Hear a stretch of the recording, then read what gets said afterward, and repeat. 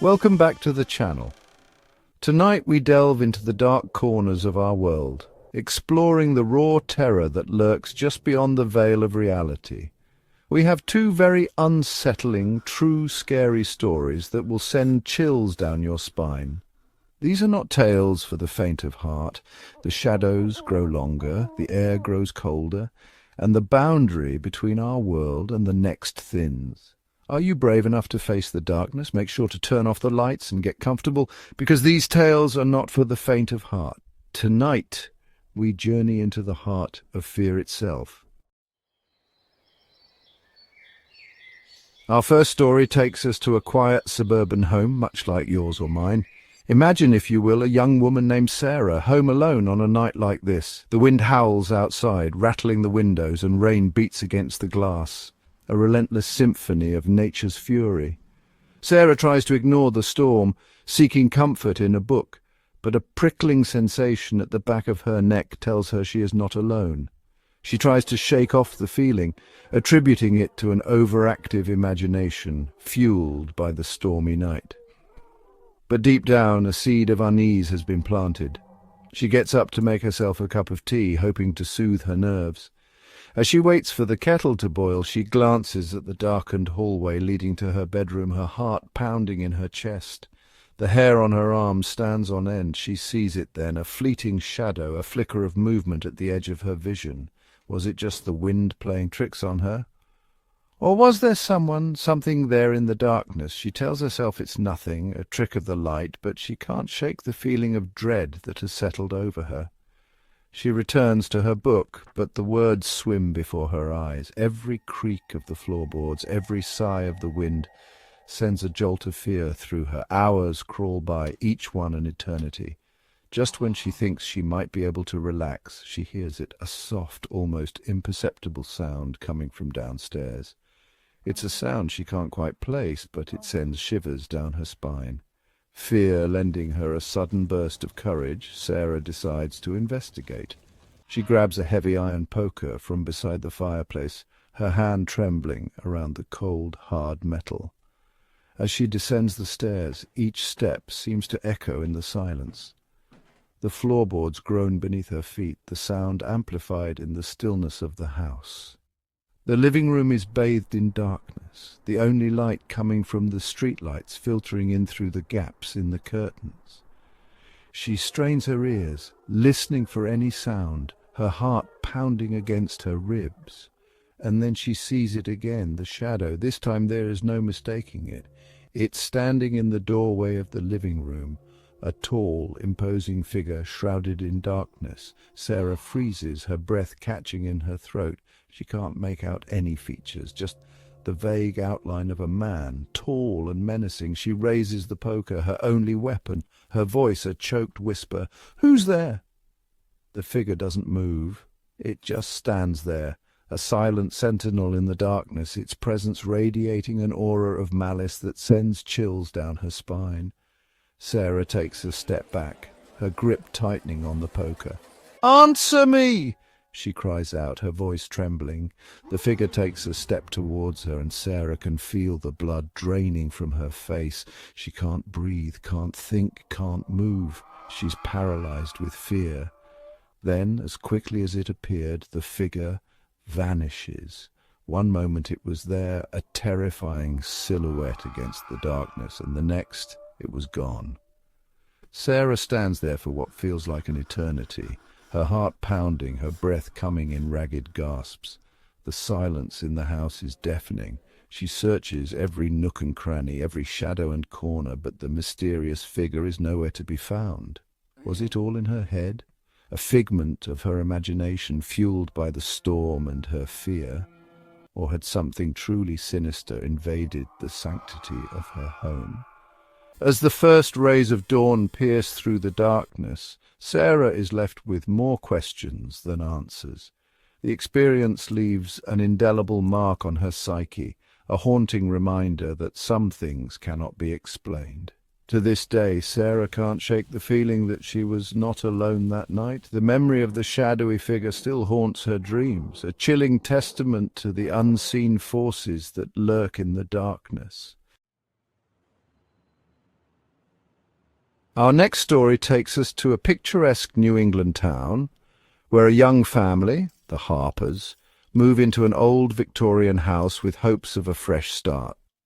The house is beautiful with its intricate woodwork and sprawling grounds, but it carries a certain stillness, a heavy silence that seems to cling to the very walls. The family is initially charmed by the house's antique beauty, but their enchantment soon turns to unease as they begin to experience strange and unsettling occurrences. It starts subtly with whispers of voices carried on the wind, the soft patter of unseen footsteps in the dead of night. Doors creak open on their own, seemingly moved by an invisible hand. The temperature fluctuates wildly, sending chills down their spines even on the warmest of days. The family patriarch John tries to rationalize these events, attributing them to the house settling or drafts, but his wife Mary can't shake the feeling that something is amiss. Their children, too young to understand, are nonetheless affected by the oppressive atmosphere, becoming increasingly withdrawn and prone to nightmares. One evening, as Mary is preparing dinner, she hears her daughter, Lily, screaming from upstairs. She rushes to the little girl's room, her heart pounding with fear, only to find Lily cowering under the covers, her eyes wide with terror. "Mummy, there's a man in my closet," Lily cries, pointing a trembling finger at the old oak wardrobe in the corner. John, hearing the commotion, rushes in and searches the closet, finding nothing. He assures Lily it was just a bad dream, but Mary notices the temperature in the room has plummeted, and a cold, unseen presence seems to linger in the air. As the days turn into weeks, the occurrences become more frequent and more intense. Objects move on their own, lights flicker erratically, and disembodied whispers seem to taunt them from the shadows.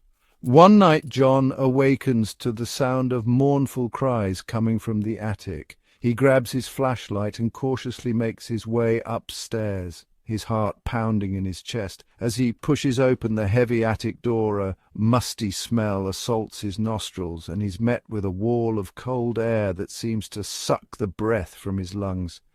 The air is thick with a palpable sense of dread, and he can feel the hairs on the back of his neck stand on end. He shines his flashlight around the dusty attic, its beam illuminating cobwebs and forgotten relics of the past. And then he sees it, a child's doll, lying discarded in the corner, its porcelain face contorted into a grotesque grin. As he stares at the doll, he hears the cries again, closer this time, seemingly emanating from the walls themselves. The sound sends shivers down his spine, and he can feel a presence behind him. He whirls around, his heart racing, but there's nothing there. He's alone in the attic, surrounded by the silence of the grave. He quickly retreats from the attic, his mind racing, his heart pounding in his chest. He can't shake the feeling that something evil is lurking within the walls of their home, something that wants them gone. Determined to uncover the truth behind the haunting, John delves into the history of the house. He spends countless hours in the local library, poring over old newspapers and historical records, searching for any clue that might explain the terrifying events plaguing his family. His research leads him to a chilling discovery. A century ago, the house was home to a wealthy merchant and his family. The merchant, driven mad by grief after the untimely death of his young daughter, was rumoured to have murdered his entire family within the walls of the house before taking his own life. The townsfolk whispered that the merchant's daughter had been playing with her favourite doll when she fell ill and died, and that her spirit, unable to find peace, remained trapped within the house, forever bound to the doll. Armed with this knowledge, John returns to the attic, determined to confront the entity that haunts his home. He finds the doll in the same spot, its painted eyes seeming to follow his every move. "I know you're here," John says, his voice trembling slightly. "I know what happened in this house. It's time for you to move on. You don't belong here." The air grows colder, and John can feel a presence surrounding him. The doll's head turns slowly, its painted smile widening into a grotesque grin. Suddenly the attic is filled with the sound of a child's laughter echoing all around him. The temperature plummets, and John can see his breath in the air. He feels a cold hand grip his arm, its touch like ice. Terrified, John flees the attic, the sound of the child's laughter echoing in his ears. He stumbles down the stairs and out of the house, the doll's haunting laughter following him. The Harpers waste no time in packing their belongings and fleeing the house. They leave behind their dreams of a fresh start, their hopes shattered by the terrifying events they experienced. The old Victorian house stands empty once more, its windows dark, its secrets buried within its walls. Some say the house remains haunted to this day, a chilling reminder of the darkness that can lurk beneath the surface of even the most idyllic of settings. Thank you for watching. If you enjoyed these stories, don't forget to like, comment and subscribe for more chilling tales.